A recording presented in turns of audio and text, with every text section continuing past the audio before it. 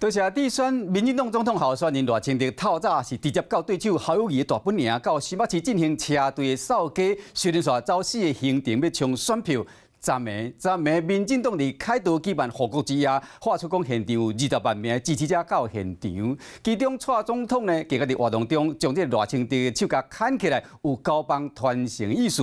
因为这个画面描述是2012年前总统李登辉当时嘛，将这个蔡英文的手甲砍关了后。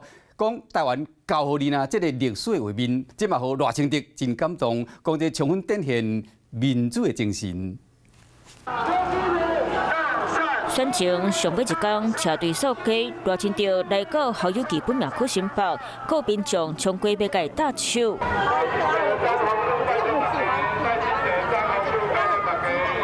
我在新北出生长大，也在台北市就学、工作。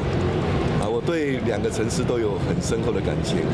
最后一天，我很高兴把车嫂安排在双北。新北是全台湾投票人口上济所在，赖清德会知影扫死的新北选区和候选人合体，所以下晡佮要回到台北市和萧美琴合体。昨暝暗时遐，连夜伫咧凯道举办一场护国之夜，发出20万的支持者到现场。这个画面，互真侪人是看个真感动。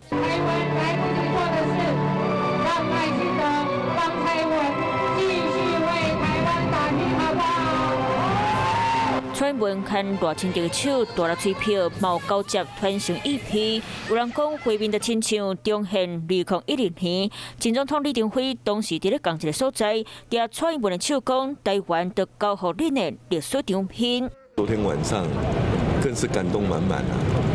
我非常感动，美德都勇敢地站出来，让现场大爆满，给我们很大的信心跟力量。我们也很感动，蔡英文总统牵起我的手，充分展现民主的精神。选战到上尾一天，连夜真专列吹票，要拼到上尾一个时刻。Hello， 我是林明瑞。想要抢先掌握最及时的新闻资讯吗？赶快订阅、按赞、开启小铃铛，锁定我们华视新闻的 YouTube 频道。